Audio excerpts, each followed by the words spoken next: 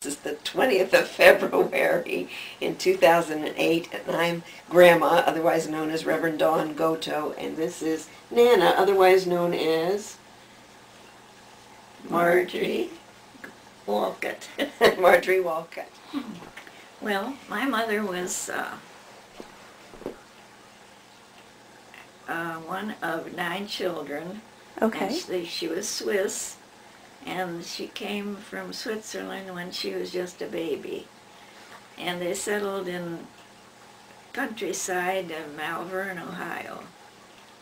And So she only had a 5th grade education. But as I told Bob, she was, you would never have known from listening to her. She had good grammar, and I guess she learned it from us. what was your mom's name?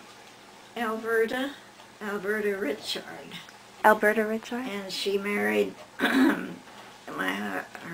dad. His name was Monroe Utes, Y-O-U-T-Z. However, and I was the last of 3 children. My parents were separated when I was about 5 years old. He was a photographer, a very good photographer in Louisville, Ohio. What else? What was your father, was he Swiss as well? No, he was German. German. Okay. And who are you said you're the last of 3. What? My sister was 10 years older than I. And What was Aunt Charlotte's middle name? I can never remember. Charlotte Marine, M-A-R-I-N-E, Utes. And she married when she was about 18 years old, much against my mother's wishes, and it only lasted 6 months. Oh. I had a brother who came next, and he was 4 years older than I was. And we had a real good relationship, just fought like ordinary kids do. He would tease me, and my only defense was to kick him, and then he'd hold me at arm's length, and I couldn't even kick him. He was very tall and long-limbed. Oh. But he was a real nice guy, and when he graduated from high school, it was during the Depression, and he joined the Navy. And so he was a Navy man until he retired. Why don't you go ahead and talk Okay. a while? And what I remember about Grandma Utz's house, it was such a beautiful house. Oh my. Did your dad build that by himself? Or have it built? It was just, yummy, yummy. Ooh, beautiful curly oak or something in the doorways. Had pocket doors that went in and out. It had a glider that in the winter was in the dining room behind this gigantic dining room table that had elephant legs. I think the legs on that table were just like bigger than your head. They were just huge around, and it was so fun. And we would play trains with the pocket doors and the glider. It was super. And in the living room there was the scratchiest couch. What was that beautiful blue couch? It had, when you sat on it with bare legs, it like, Was it horsehair? I think it must have been a horsehair couch, but it was beautiful. But we kids didn't much like sitting on it. Dad, Bob's found a friend. Yes, Bob's got the kitty, Thaddeus, oh, being friendly on his lap. That's nice. And Uncle Arthur, who traveled so much with the Navy, would send back really nifty stuff, and he collected seashells. They were beautiful and big, and we had a giant, Grandma Utes had a giant, like a goldfish bowl, full of those shells, and she would let us play with the shells. That was wonderful. Oh. But just things in the hallway, beautiful wood furniture with beveled glass mirrors in the back of it, and it was just a beautiful home. I loved that place. And at night, since we were only about, how far were we from the railroad track in Louisville? About 2 blocks. 2 blocks. at night, the twin beds in the front bedroom where my brother and I got to stay between flannel sheets, that was very important. Your bed would move when the train went by, and that was nice. I liked that. Now, were there cousins around? Mm-hmm. I had, 3 aunts that I liked very much. One lived in Alliance and one in Paris, Ohio. And I forget where the 2 in Alliance, Ohio. And we had lots of cousins, and we had daily or yearly family reunions. And it was usually held at a lake, so we could go swimming and had a big picnic table place. And that's a tradition that you're kind of continuing. With the family reunions, yeah. I only remember going to one of her family reunions where I met some of the grand uncles whose names were really something I'd heard over the years, but I remember a lot of red-haired cousins. Lots of red-haired cousins. And Uncle Adolf, what did he do? Uncle Adolf. He was president of Diebold Safe and Lock. Mm-hmm. So he was the moneyed uncle, I guess, but he was very nice. I thought he was nice. But I didn't know until after my own twins were born, which were a great surprise to me, that my mother had an aunt. Well, which aunt had 3 sets? Annie. Aunt Annie had 3 sets. 2 sets. 2 sets of boy-girl twins. Nobody warned me before I got pregnant that this was even a remote possibility.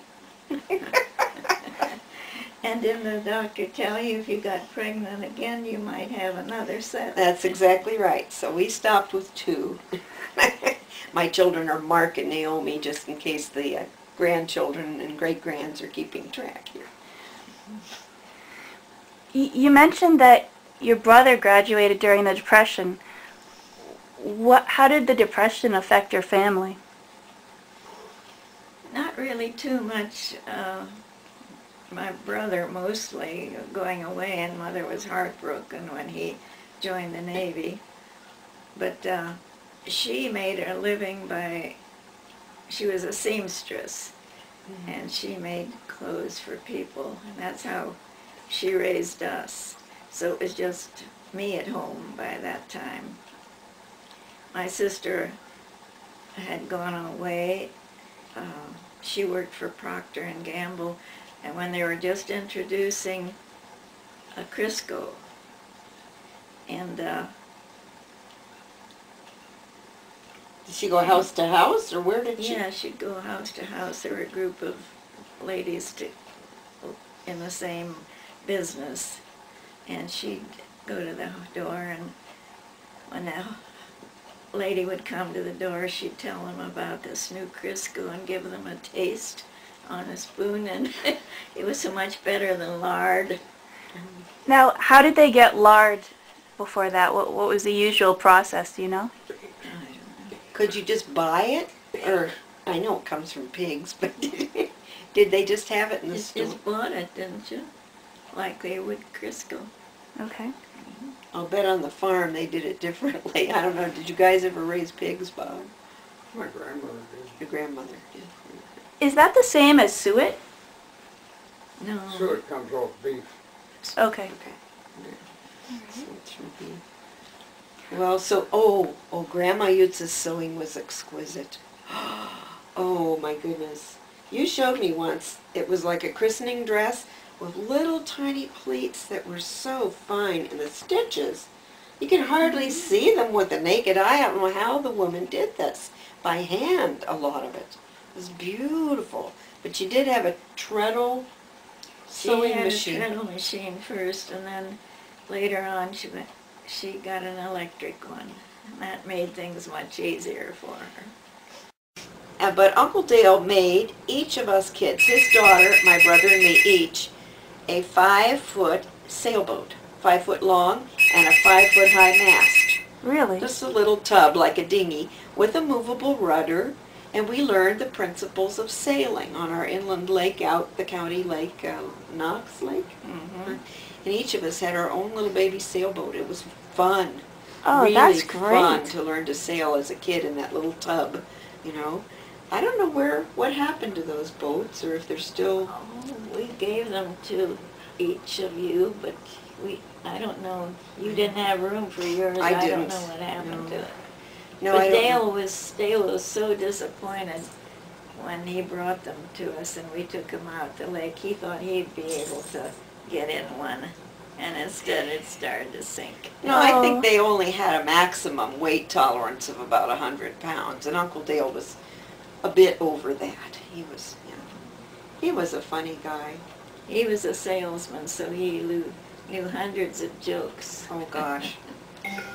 There was always a story with Uncle Dale. And when he was out in the country with us visiting, he thought clothing was somewhat optional, and he usually spent in summer all of his visit in his BVDs.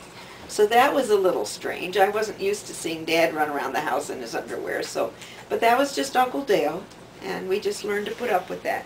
He was a wonderful churchman and a great guy. Hi, Tori. Tori just strolling through here, but never a dull moment with Uncle Dale and Dad got together. So was Uncle Dale your dad's brother? Like a brother, wouldn't you say? Dad was an only child, and Dale was his cousin. right. But they grew up together in Pittsburgh and were like brothers, because they were together a lot. So Uncle Dale was funny. But he was a wonderful worker in the church. He taught kindergarten for years, completely rehabbed and refurbed the kindergarten, laid new tile in the kindergarten classroom in their church in north of Pittsburgh, and and every summer he and his friends got together and would get roaring drunk once a year and play baseball. It was a tradition. They all liked to sing, or some of them did, but mostly they played poker. But they named themselves the Lily White Singing Society. I do remember that. Are we out of battery? No, we're still good. Okay. Well, what else do you think of from your childhood days? Or any more advice to the young people? What about when you were going to school, when you were in elementary school? What was that like? Well, I was in a school that had all 12 grades. And so I remember when I started to school, there was no kindergarten, so we started in the first grade. And Mother told my brother to walk me to school. Well, he walked me until he got out of sight of the house. And then he took to the back alleys, which left me on my own to go up the street and cross 2 streets. Did he do that even the first day? Yeah. Oh my gosh. Well, I don't know if it's first day or not, but it was early in the year. That was... Maybe that's where you got your independent streak. Maybe you needed it. Uncle abandoning you. Yeah. But he was a good brother. When he was in the Navy, every time he'd come home on leave, he'd bring us something that was really a nice gift. One was a little figurine like this, carved out of real ivory, a big tray that was all made of butterfly wings. Oh, really? It's a beautiful Peru. picture of Christ of the Andes. It was And- beautiful. Or leather gloves from Italy, or perfume from France. He sent me a real kimono one time. Oh, yeah? It was real silk, and it was put together with silk thread by hand. It was very beautiful. I was just a kid, but I kept it.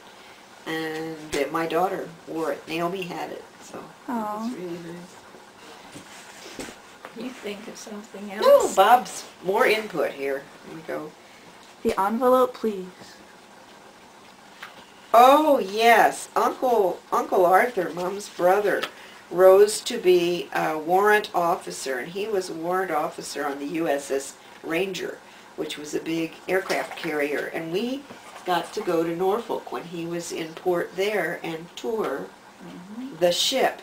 And it was incredible. I had never seen anything like it because they had elevators to bring those planes. As I recall, their wings folded up or something, and they would bring them up on the elevator and kind of pull them out, and then they would, you know, flatten out the wings and line them up, and they could take off. But we got to see the officers' mess, the bunks, and just really explore pretty much the whole place. It was very impressive. And my grandmother, my father's mom, had given me a little gold ring with a cameo set in it, and I was being very careful of that on this trip over east. And I took it off when I washed my hands in the guest ladies' lavatory and left it. And do you know, somebody found it and we got it back after we got back to Ohio? I was so impressed that they would be that careful. But that was a big adventure. But he was chief warrant officer, and then when he retired from the Navy, they moved out to Los Lunas, or what was the name of that little town? Albuquerque. Well, near Albuquerque, south of Albuquerque. And he worked for the Sandia Corporation, which did stuff that we weren't allowed to know about. But since he'd always been in the warrant officer's munitions, right, Bob? He was working with, I think, weaponry or something on the ship. I suspect it was nuclear. Well, he was a gunner. He was a gunner, but I think the Sandia Corporation must have been something about nuclear weaponry or something, but he worked for them for a while and then finally retired. And his wife loved animals, so they had all manner of animals at their little tiny farmette south of Albuquerque. We kids loved to go there. That was nice to visit. It was lovely. Nothing funny happened at your wedding, did it? Oh my I can't think gosh. of anything. Oh, I can. Dad had fallen off the ladder and wrenched his shoulder. And it happened to be the shoulder on the side where I had a death grip on his arm as we went down the aisle. And my garter was slipping down my leg as we went down the aisle. So I could feel the garter slipping, and it made my face less than a study of, you know, beauty. And Dad was wincing with every step we took down the aisle. So I think we must have been quite a lovely sight going down the aisle. Yes. And I had been varnishing woodwork up until the day before. And so the morning of the wedding, I was rushing around picking up the final things to straighten things up. And I discovered when I got the wedding pictures back, I had a rubber band around my wrist.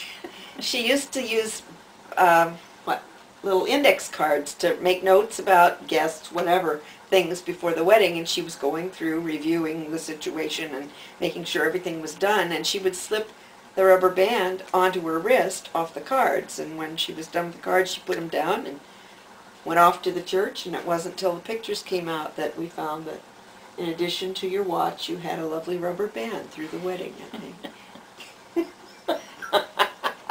It was fun. I think it took a lot of courage in those days for your mom, my grandmother Utz, to be alone raising 3 kids, and those were the days before alimony or child support or any of that. And she just worked and made dresses, beautiful things. Oh, correct that. There was alimony. Oh, was there? Yeah. When I was little, my dad owned a business place uptown that was a bar, and his room was above it where he lived. And I'd have to go in the summertime to visit him in order to get the $15 check. I never knew that. That's neat. When my brother was still at home, it was $30, and then when he left, it was $15, until I got probably 18 years old or 16, and then the $15 stopped. And how often did he give you the $15? Once a month. Once a month? Mm-hmm. Now you said you had to go visit him. Did you not like to go to the bar? I wasn't comfortable with him at all. Okay. Although I remember once when he took the two of us for a trip, and my brother sat in the rumble seat, and I was up front with him. We went on a little trip, but it wasn't a close relationship at all. Okay. He built a photographic studio right next to the house, and later was able to be rented out to help with income too. So that was Okay. good.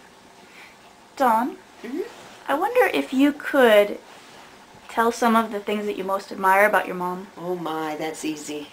I always loved Mom's hands. I always noticed her hands.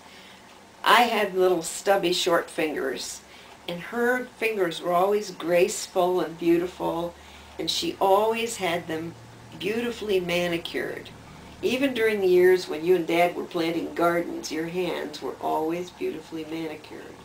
I liked that. She and her mother both had beautiful brown eyes, and I thought her eyes were always so beautiful. My mom was always polite, always kind, and when I was a little kid, we lived in a sort of a rented farmhouse during one point after when we were in Worthington, Ohio, or near there, and we were near a railroad track that was out in the countryside about a quarter of a mile or so from us, and Mom would always give fried egg sandwiches to the hobos who came looking for something to eat. And you never turned anybody away. You always made them a fried egg sandwich, and they would sit on the steps outside the screened-in porch, and you would hook the porch screen door, and I couldn't resist, of course, going to talk to the hobos. But you frowned on that, as I recall. You didn't think that was a good idea. You could talk to anybody. That's true. But I always admired that. And then my mom was so flexible. She started out, as I understand, doing secretarial work after high school. And then she was a stay-at-home mom for a good portion of time while my brother and I were growing up. But when Dad went independent and started his own business, the first year we took in first month we took in $17, and the rent was $50. And so hiring an assistant was out of the question, and Mom learned to make radio frequency measurements, and she learned to help Dad, and she typed all the reports for his companies. And then I've heard it said that spouses should not work together because that's too much together, and they reached that point.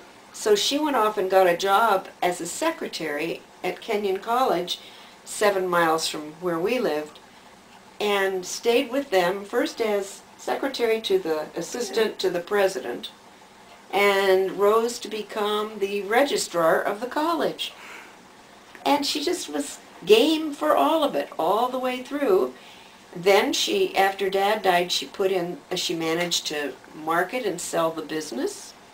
She managed to sell the property out in the country and move into a beautiful condo in Mount Vernon, and staved off any number of suitors over 16 years before Bob came along. And she finally decided to give marriage a chance again at age 82. Now, is that great? I mean, I just think she's wonderful. And they both chose well. They get along great. Definitely. There's not too many people who are that spry and looking for new things at that time. That's right. It's just wonderful. So proud of both of them. Oh, you make me sound so good. You are. You are. And she's in her 25th year of doing aquafit at the it was the Y and now it's the health center. So she's fit. She climbed the same mountain we did in Honolulu a few years back when we went for my son's wedding. It was so nice. And you like to ride merry-go-rounds too. Oh, yes. Even Bob, my husband, went on the merry-go-round with us, didn't he? Yes? Did I go to America? Yes, you Mansfield. did. Oh, You were each on a horse. That was so fun. When the great-grandkids are old enough to be able to make decisions.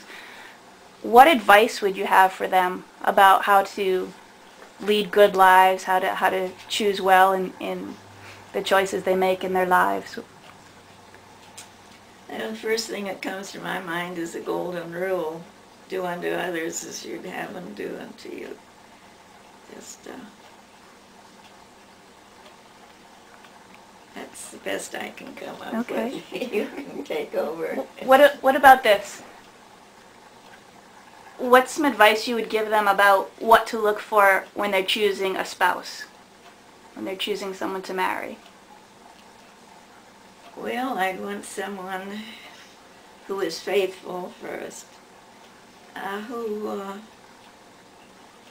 was humorous, had a sense of humor, was very loving. That's about it. Okay. I'm looking at Bob and trying to think of all the things I think of him. I would say hardworking goes without saying, Yeah. because you were raised with a good work ethic, and obviously my dad was like that, and Bob is certainly, he's still working, and he's in his 80s. So. Mm-hmm. And you must be very proud, too, of Dawn with her going into the ministry. That's pretty unusual for a woman to push through and to do that. She amazes me.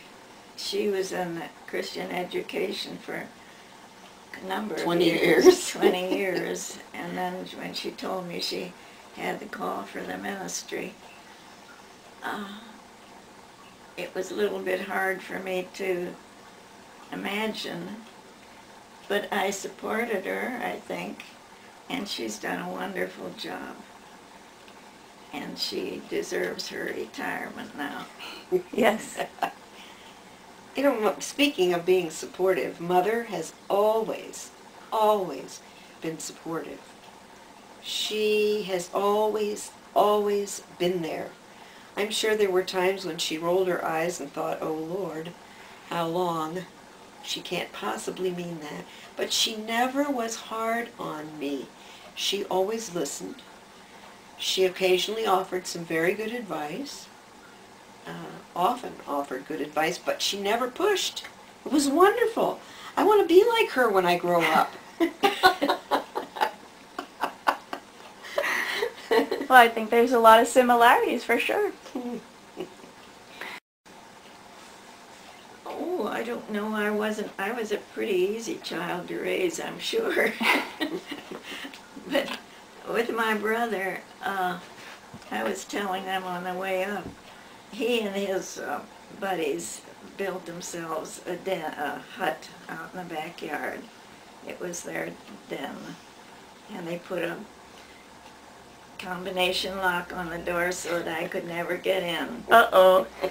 And I was curious enough that I was going to get in some way or other, and I went out and turned the lock back and forth and back and forth, and then all of a sudden it opened. And Good for you, Mom. so I got to look and see what their cabin was like. Then it didn't interest me after that. You just had to Yeah. let him know. Did you let him know, or did you keep it a secret? Oh, I think I told him about it. And I remember once, just to be ornery, he had, did you ever hear of itch powder? No, I'm not sure. I think I've heard of it, but I'm not sure what's in it. Itch powder, and he rubbed it over my arms. Oh, what a mean thing to do. I always thought Uncle Art was so nice. He was a typical brother. Oh, But he turned out to be a wonderful guy, a handsome guy. And then he married a beautiful girl, and they had A daughter. a daughter, Sarah. And then he died of cancer, and then his wife died of she died also. And Sarah has never responded to any attempt to renew relationship with her, so I don't know. I finally have given up on her. Oh. It's hard when you can't reach people that you know. I was called out to help with her mom's funeral, to be Mom's sister-in-law. And it was a wonderful experience, a privilege to be there. And I liked Sarah a lot. And she seemed to be with a really nice young man, and he had a son and all that. And I thought we kind of struck a chord, but once I went back east, couldn't get in touch again. So I guess we just... I have some other things about Mom I want to share. Okay. You can't look at this. That's between Bob and me, but I'm going to tell it, okay? Bob reminded me, and I don't know how I forgot this, that at age 84, Mom took flying lessons. Bob has a wonderful Cessna, a 182, that he flies, and it's way more powerful than just your run-of-the-mill Cessnas. But Mom had the courage to take the pinch hitter type course where if anything should happen to Bob or if he'd pass out or whatever, she could land the plane, you know, and all. And she did that at age 84, which I think was wonderful. She also, and I will never forget this, my son Mark and I made an overnight drive, all-night drive from Illinois, where I was working, to Kenyon College, when Mom was going to have her honors assembly when she retired. And she was given an honorary master's degree by Kenyon College because of all the degrees she had conferred all those years, including, who are some of the people you hooded? Paul Newman. Paul Newman got an honorary degree. Who else? Alan Alda. Alan Alda. And who was the fat one that I didn't like very much? Jonathan Winters. Oh, yes, Jonathan Winters. Yeah, Jonathan Winters. He was such a big man, and I'm short. And so That must have been a when I picture. was putting the hood over his head, I got his nose caught. That'd be tough. Did he make a joke about it? Yeah. Oh, he would.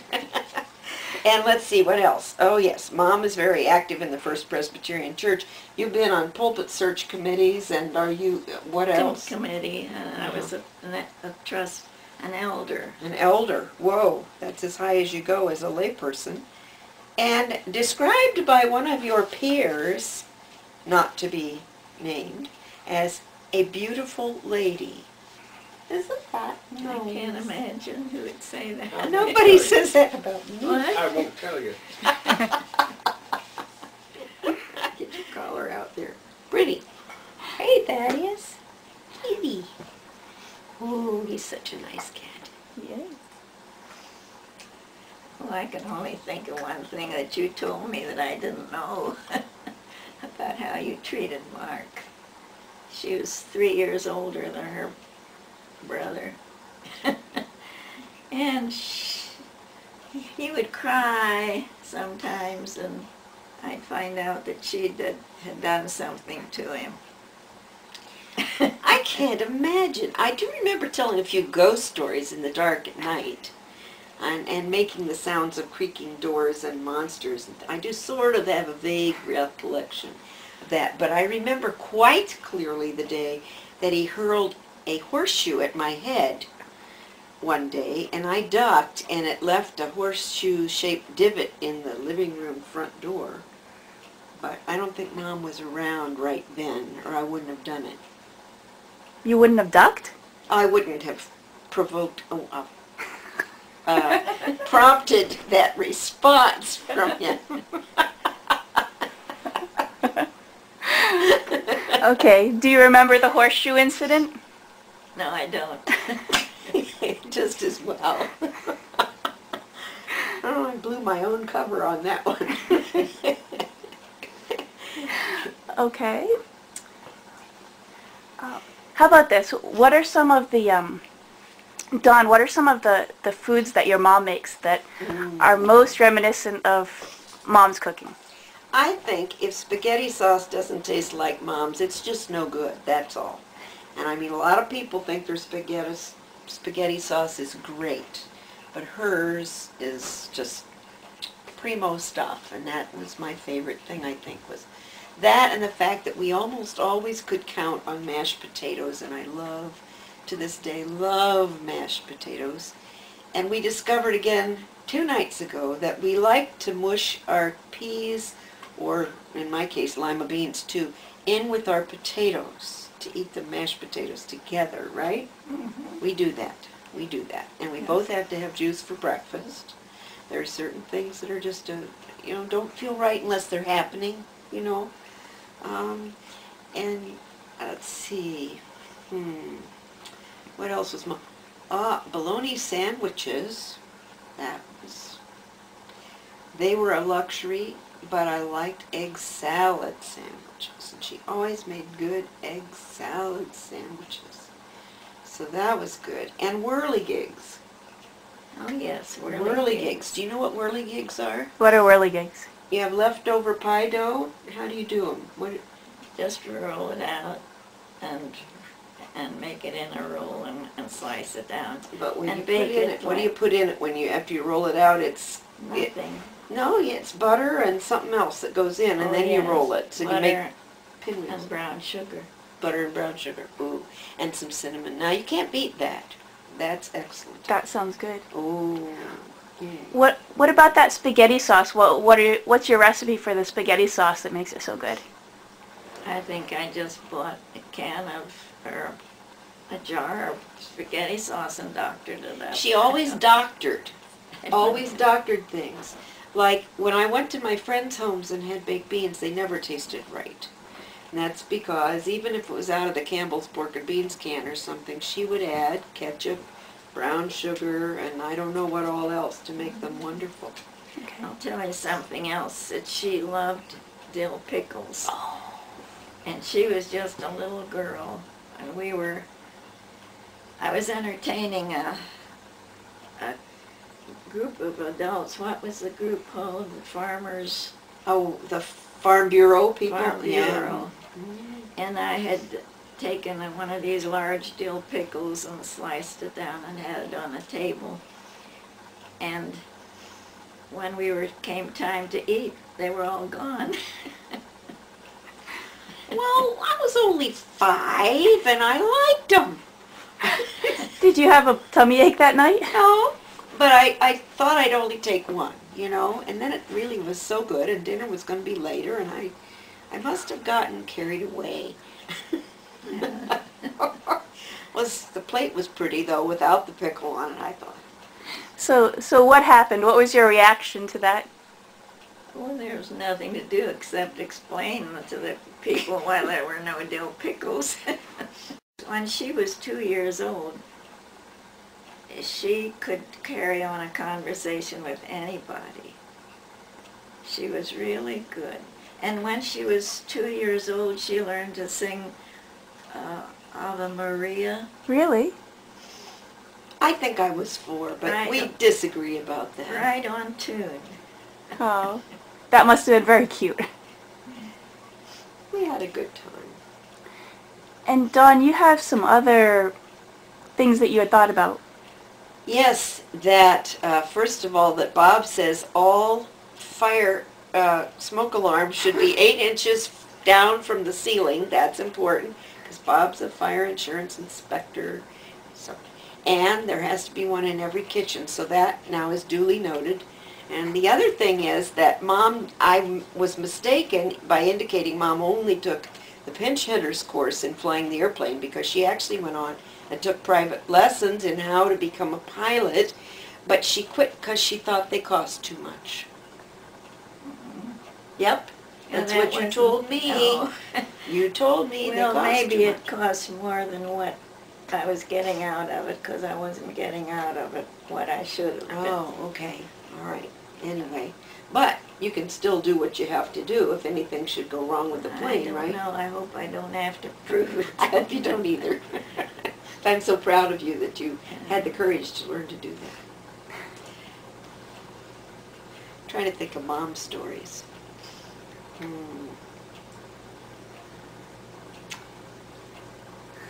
There's one that might be X-rated. I'm not sure. I got a baby brother, and I wasn't amused, because I'd been the only kid for 3 years, and I really thought it was pretty nice being the only kid. And my brother arrived, and one thing that I think my parents did that was very wise was allow me to pick the final name. They narrowed it down to 2 names, and it was going to be Barry or Mark, and I got to choose, and I chose Mark. So it was a smart thing to do and gave me a little input into the process, but I noticed that he was getting an awful lot of fuss made over him because he was a boy. And it was pointed out to me what that meant. And I think one morning, as he was being diapered and was lying on the bed waiting for some more attention from Mom, I decided that if that was what made him so special, I would remove it. And the next thing I know, Mom took the vanity mirror and smacked me on the behind with it. And I recall that that's how the handle on the mirror got broken, but Mother denies that to this day. So that's another mother-daughter story that I thought was rather tender. So you didn't actually have any sharp implements or anything? No, I was just making snatching gestures at my brother when I was 3. I quit that, by the way. I don't...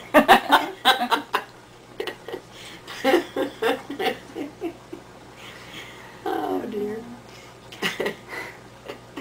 Oh, the other thing is, Mom and Dad were such fastidious and steadfast gardeners. And when I was 6, my brother and I would be put to bed. He was 3, and we'd have to go to bed before dark, which always I thought was an insult. But it was because Mom and Dad had to go out and work in the garden. It was huge. And we always had good gardens. We always had corn and peas and carrots and tomatoes and beans and, cucumbers, all the good stuff that makes for a good summer garden. We had some kind of squash. What kind of squash did you guys plant? I don't But remember. anyway, that was just wonderful. But they would be out in the garden working until they just couldn't see anymore, every night. And we always could eat a lot, and then you did canning and all that stuff, and then eventually freezing of things. Yeah, you thought that you resented having to go to bed when we were outdoors having That's fun. right. Exactly. That's right. No kid would want to do that. It was child abuse, sure. So about how old were you when you got to work in the garden? Me? Oh. Well, they didn't really let us work in it when we were little like that, and then we moved for a while into Mount Vernon in the city, and there wasn't really room. Did you guys have a garden when we lived in that big duplex No. down? No, we were in like an old stagecoach house, which was very cool, but we didn't have a garden there. But when we got out in the countryside again, we had a big garden. And then it was not an option, it was required to work in the garden. And we had hornets, which made it all a great adventure to pick corn and things in the garden. But good eating, though. Good Tell her eating. how many trees you helped plant. Oh, when I was 13, I got to skip school for 3 days and drive a tractor. It was an old Ford tractor, little tiny thing. My dad got on the back end of it, and we planted 10,000 pine trees. Really? Yes. And then the rest, I was still at home for about 5 more years. And during that time, the pine trees and I continued to grow up together. It was very neat. And now that house, though Mom sold it, is surrounded by a small pine forest. Oh It's my really gosh. neat. So you planted it just to be a forest, not for Christmas trees? Well, Well, it's originally for Christmas trees. And when they got so big that we couldn't prune them, why, we just let them go. That's great. so to this day, I love fir trees. Yes. They're my favorite. Were they white pines? They were Scotch No. pines, I think. I don't know they weren't white pines. I remember we asked people to come and cut their own. And this man and his boy came, and we gave them a saw to go out and cut a tree. And after they had gone out, we said to Mark, "Oh, we forgot to tell them to not leave the white pine tree alone." And he ran after them to tell them just in time to see it go down. There was only one white pine? But we had a woods. We were so fortunate. Dad bought that land when we first came to Mount Vernon. He needed the high hills on the land to put up his radio antennas, because he was in electronics and frequency measuring, as I said. And so we got the highest point of land in Ohio that we knew about at the time was Mr. Bizio's farm, and Mr. Bizio didn't want to sell for some reason. So we got the second highest point of land, which by luck was for sale, 3 big rolling hills and fields, and then behind it a wood. So it was about 40 acres of woods on a 90-acre plot for $30 an acre. And what year was that? When was that? Oh, gosh. I don't know. Well, it must have been When was 50, it? 50, 50, 51, because I was I was born in 43, and I was halfway through second grade when we moved to Mount Vernon, so I would have been, you know, it would have been 50, 51 in there, yeah. So it was wonderful. And then the woods had a lot of walnut trees, so those would have been valuable, except somebody cut them down and hauled them away when we weren't looking. But we have beautiful woods. People used to come in from all over to see that foliage. It was just gorgeous. Beautiful. So the forward part of the land was pine trees, and the back was deciduous woods. It's lovely. And a little creek that we could use the sled sideways, push the snow off, and ice skate on a space probably as big as your dining room table. Well, and so the woods, that sounds like where you are now up in Canada with Anne. Exactly. It's like coming full circle and being able to live in something close to what I had growing up, and I feel very much at home there. Oh, It was good. It was good. very nice. Another thing I remember that was fun when we were kids was our Uncle Dale, who was a character. He was from Pittsburgh. He was sort of a Peck's bad boy kind of person, very mischievous and funny.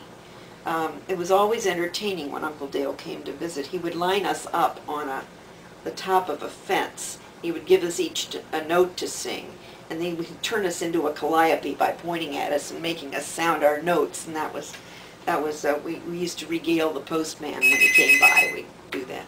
I think I spent 14 days in the hospital after they were born. Really? And then when I had my second child, they cut it down to 10 days. Now they send you home, second or third day? Did they give you anything while you were in labor?